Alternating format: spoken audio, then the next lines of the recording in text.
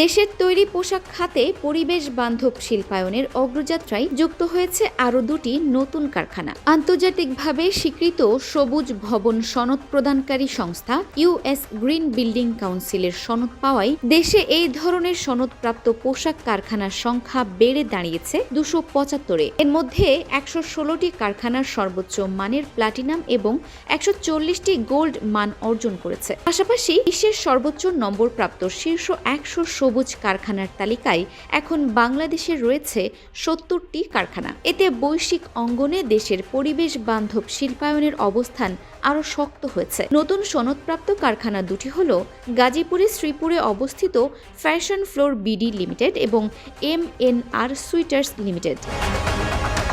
Fashion floor BD limited নতুন ভবন নির্মাণের মানদণ্ডে 71 নম্বর পেয়ে গোল্ড সনদ অর্জন করেছে। কারখানাটি গাজীপুরের চোগারচালা তেলিহাটি এলাকায় অবস্থিত।